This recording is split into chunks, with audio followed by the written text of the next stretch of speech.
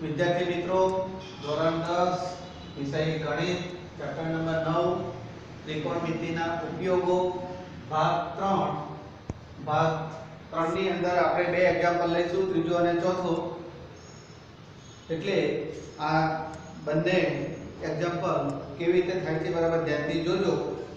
ભાગ 2 ની અંદર આપણે દાખલા નંબર 2 1 અને 2 જોયા હતા.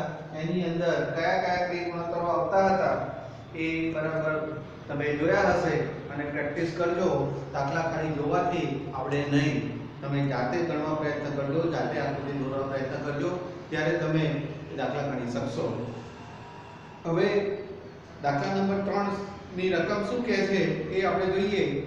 એક ઠેકેદારે બાળકોને રમવા માટે બગીચામાં 2 લપસણી લગાવવાની છે.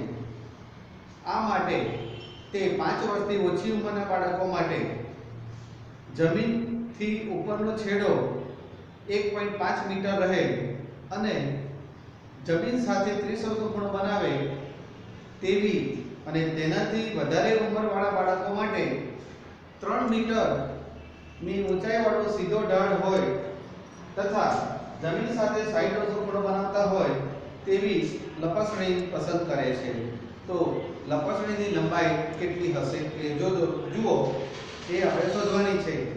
એટલે 2 લપસણીઓ બનાવવાની છે. એની અંદર આપણને કહ્યું છે કે કેટલી લપસણીની લંબાઈ થશે એ આપણે શોધવાની છે. એક લપસણીની ઊંચાઈ 1.5 મીટર છે અને બીજી લપસણીની ઊંચાઈ 3 મીટર છે. એટલે એનાથી ડબલ ઊંચાઈ છે. એટલે બંનેની અંદર કદાચ આપણા મગજમાં એવું થઈ જાય કે એકની ઊંચાઈ 1.5 મીટર છે, બીજાની ઊંચાઈ 1.5 મીટરથી બમણી 3 મીટર છે, એટલે લપસણીની ઊંચાઈ જે આવે એનાથી બમણી આવે ના, એ રીતે આવશે નહીં. એટલે ગણતરીમાં ભૂલ ના થાય એનું ખાસ ધ્યાન રાખજો. હવે આપણે એની આકૃતિ આપણે દોરીએ એટલે ખ્યાલ આવશે કે 5 વર્ષથી ઓછી ઉંમર, 5 વર્ષથી ઓછી ઉંમરવાળા બાળકો માટે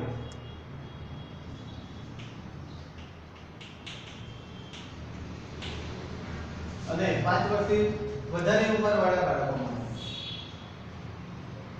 5 વર્ષથી વધુ ઉંમરવાળા બાળકો માટે બે ભાગ પાડી દેવાના. હવે 5 વર્ષથી ઓછી ઉંમરવાળા બાળકો માટે ખૂણો 30 અંશનો રાખ્યો છે અને એની ઊંચાઈ a b c ab બરાબર નિશાનીની ઊંચાઈ, એટલે કે જે લપસણી છે એ લપસણીની ઊંચાઈ આપણે લખીએ. લપસણી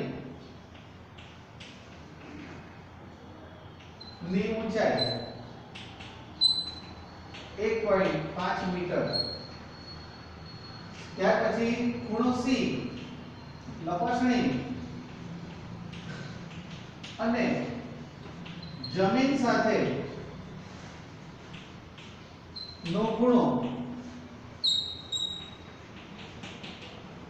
30 અંશનો.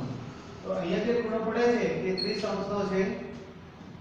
ત્યાર પછી આનું માપ છે 1.5 મીટર. તો લપસણીની ઊંચાઈ શોધવાની કહી છે.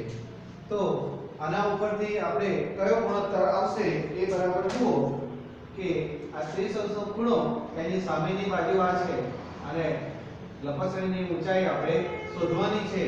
AC બરાબર લપસણી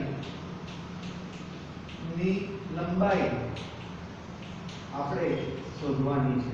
આની લંબાઈ આપણે કેવી થાય એ શોધવાની છે. તો આપણે કયો ગુણોત્તર લઈશું? sin c બરાબર AB છેદમાં AC ગુણોત્તર આવશે. sin c નું મૂલ્ય કેટલું છે? 30 અંશ. એટલે sin 30 બરાબર AB નું માપ છે 1.5 મીટર અને AC નું માપ ખબર નથી. AC શોધવાના માટે sin 30 ની કિંમત તમે ટેબલમાં જોશો. કોષ્ટક જે આગળના ચેપ્ટરનું જે કોષ્ટક છે એ કોષ્ટક પણ તમારે અહીંયા ઉપયોગમાં આવે છે. એટલે ચેપ્ટરનું નામ આપ્યું છે ત્રિકોણમિતિના ઉપયોગો. એટલે આગળના ચેપ્ટરનો પણ અહીંયા ઉપયોગ કરવાનો છે. sin 30 ની કિંમત ટેબલમાંથી જોશો તો 1/2 sin 30 બરાબર 1/2 કિંમત આવશે. આનું માપ છે 1.5 મીટર અને AC તો AC બરાબર 2 ગુણ્યા 1.5 એટલે 3 મીટર. નિશાનીની લંબાઈ 5 વર્ષથી ઓછી ઉંમરવાળા બાળકો માટે 3 મીટરની લંબાઈ હશે એ નક્કી થઈ ગયું. આ રીતે હવે 5 વર્ષથી વધુ ઉંમરવાળા બાળકો માટે આપણે આકૃતિ દોરીએ. A B C તો AB બરાબર લપસણી ની ઊંચાઈ 3 મીટર આપેલી છે. આનું માપ 3 મીટર છે. 3 મીટર આપેલી છે. ત્યાર પછી ખૂણો C બરાબર લપસણી અને જમીન સાથે નો ખૂણો 30 નથી 60 અંશનો ખૂણો છે. આ વચ્ચે ખૂણો કેટલાનો થાય છે? 60 અંશનો ખૂણો થાય છે. અને AC બરાબર લપસણીની લંબાઈ આપણે શોધવાની છે. કેટલી થાય તે આમાં.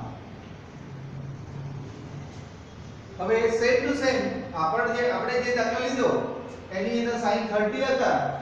આ રીતે sin એટલે સામેની બાજુ છેદમાં કર્ણ. આમાં પણ સામેની બાજુ છેદમાં કર્ણ આવે છે. એટલે આપણે આ જે ત્રિકોણ લીધેલો છે કે ત્રિકોણ ABC માં ખૂણો B 90 છે. અહીં આપણે વિધાન લખી દેવું કે ત્રિકોણ ABC માં ખૂણો B બરાબર 90 એટલે પાયથાગોરસના સિદ્ધાંત પ્રમાણે આપણે ગુણોત્તર મળી જશે.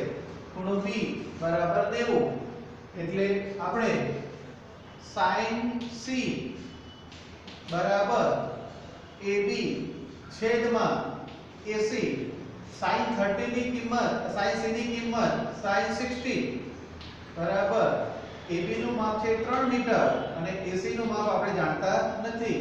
કોષ્ટકની અંદર sin 60 ની કિંમત તમે જોશો તો √3/2 બરાબર 3/AC.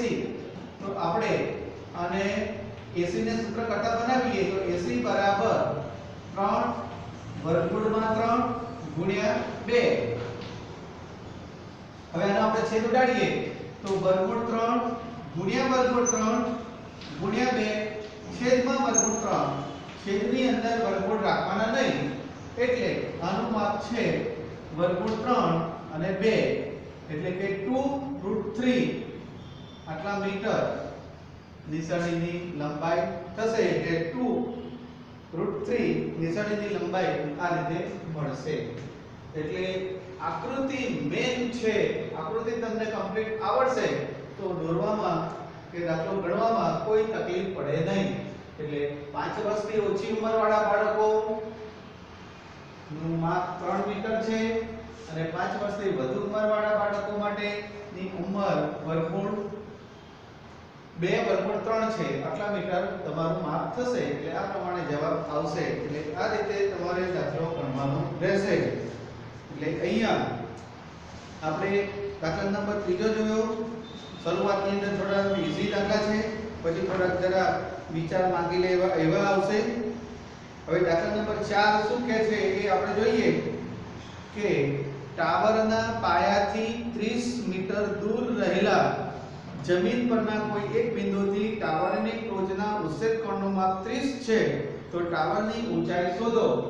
એટલે આની આકૃતિ તમે રફ આકૃતિ દોરવા પ્રયત્ન કરો, એના પરથી ખ્યાલ આવશે કે ગણતરી કેવી રીતે થશે. દરેક વિદ્યાર્થી આની આકૃતિ દોરે. નોટની અંદર કે કેવી આકૃતિ આવે છે તે. ત્યાર પછી આપણે એની ગણતરી જોઈએ એટલે ખ્યાલ આવશે કે કેવી રીતે એનો જવાબ આવશે.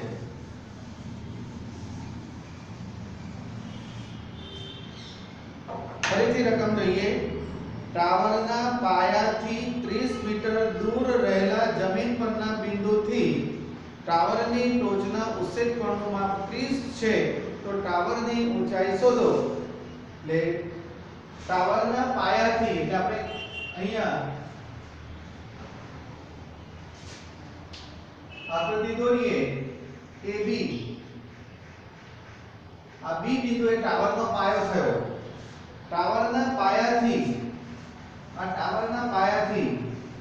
30 મીટર દૂર એક બિંદુ C છે.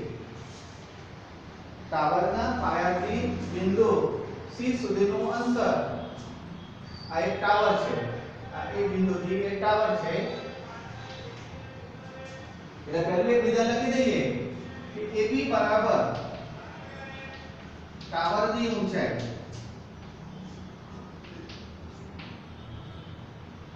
BC બરાબર ટાવરના પાયાથી બિંદુ C સુધીનું અંતર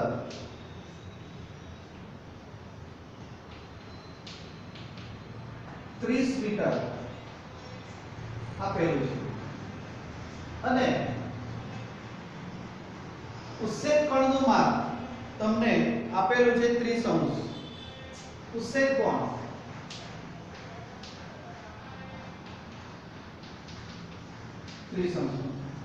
આમાં સ્પષ્ટ કહી દીધું કે ઉચ્છેદ કોણ કહી દીધો એટલે ઉચ્છેદ કોણ એટલે આ C બિંદુ આગળથી જુએ તો C બિંદુથી ઊંચે જોવાનું છે એટલે ઊંચે ટાવર જોશે એટલે ટાવરની ઊંચાઈ એટલે ઉચ્છેદ કોણનું માપ મળશે આ રીતે. આનું માપ છે 30 અંશ. તો સવાલ શું પૂછ્યો છે? ટાવરની ઊંચાઈ શોધો. એટલે ટાવરની ઊંચાઈ કેટલી આવશે એ તમારે જોવાનું છે. અહીંયા આપણી પાસે ત્રિકોણ ABC માં ખૂણો C ખૂણો B 90 છે. એટલે કાટકોણ ત્રિકોણ થઈ ગયો. હવે આપણે જોઈએ કે કયો ગુણોત્તર આમાં લાગુ પડશે. 30 અંશનો ખૂણો આપેલો છે. એક ખૂણો એક બાજુ અને જે બાજુ શોધવાની હોય તે એ ત્રણનું કોમ્બિનેશન થવું જોઈએ. અને એમાંથી કયો ગુણોત્તર આવે છે એ તમને ખબર હોવી જોઈએ. આ આપેલું છે પાસેની બાજુ આપેલી છે 30 ની પાસેની બાજુ એટલે BC અને 30 ની સામેની બાજુ શોધવાની કહી છે એટલે આપણે tan C બરાબર સામેની બાજુ AB છેદમાં પાસેની બાજુ BC. કોઈકને કદાચ મગજમાં એવું થાય કે મારે tan C નથી લેવું, tan C ની જગ્યા પર cot C લેવું છે તો પણ તમે cot C લઈને પણ જવાબ લઈ શકો. આવું પણ આવી શકે. કદાચ કોઈને એવી ઈચ્છા થાય કે મારે cot C એટલે પાસેની બાજુ છેદમાં સામેની બાજુ આ રીતે પણ તમે લઈ શકો. એટલે tan પણ લઈ શકો અને cot પણ તમે આ રીતે લઈ શકો. એટલે એની અંદર તમારે ઘોટાળો ઊભો ના થાય એનું ખાસ ધ્યાન રાખજો. હવે tan C tan 30 ની કિંમત અહીંયા મૂકીએ કે tan 30 બરાબર 30 અંશનો ખૂણો AB નું માપ ખબર નથી અને BC નું માપ છે 30 મીટર. tan 30 ની કિંમત છે 1/2. tan 30 ની કિંમત થાય છે 1/2. AB ખબર નથી અને આ થશે 30. તો આપણે AB ને સૂત્ર કરતા બનાવીએ તો AB બરાબર અને આ બાજુ લઈ જઈશું tan 30 ની કિંમત 1/√3 છે. 1/2 નથી 1/√3. એટલે અહીંયા આપણે AB ને સૂત્ર કરતા બનાવી દઈએ તો AB બરાબર 30 છેદમાં √3 આવશે. હવે 30 છેદમાં √3 એટલે છેદની અંદર √3 લેવા ના જોઈએ એટલે ઉપર નીચે √3 વડે તમે ગુણી કરો. √3 છેદમાં અહીંયા પણ √3 બે √3 ભેગા થશે એટલે 3 થઈ જશે અને અહીંયા 30 ગુણ્યા √3 અહીંથી તમે છેદ ઉડાડશો એટલે 10 તારી 30 10 √3 એનું માપ મળશે એટલે આ રીતે જવાબ આવશે. અથવા કોઈને કોટ લઈને પણ જો જવાબ આપવો હોય આટલા મીટર તમને જવાબ મળશે કે ટાવરની ઊંચાઈ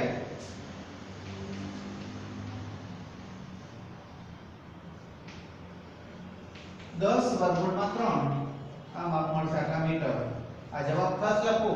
કોઈને કોટ પ્રમાણે જો શોધવું હોય તો કોટ પ્રમાણે પણ શોધી શકાશે કે કોટ 30 બરાબર BC 30 મીટર અને AB ખબર નથી તો tan 30 ની કિંમત તમે ટેબલમાં જોશો તો tan 30 ની કિંમત તમે cot 30 ની કિંમત તમે ટેબલમાં જોશો તો √3 આવશે. √3 બરાબર 30 છેદમાં AB. AB બરાબર 30 છેદમાં √3. જો આના જેવું પહેલા જેવું જ આવી ગયું. આ અને આ બંને સેમ આવે છે એટલે 30 √3 છેદમાં √3 આ √3 બે √3 ભેગા થશે એટલે 3 થઈ જશે. 30 ગુણ્યા √3 અને છેદ ઉડાડશો એટલે 10 √3 આટલા મીટર જવાબ આવશે. એટલે આ રીતે તમે જવાબ લાવી શકો. એટલે એક જ રીત છે એવું પકડીને બેસી રહેતા નહીં. એટલે આ પ્રમાણે આપણે દાખલા નંબર 4 જોયો. હવે પછીના બીજા દાખલા છે પછીના ભાગની અંદર આપણે જોઈશું. અસ્તુ.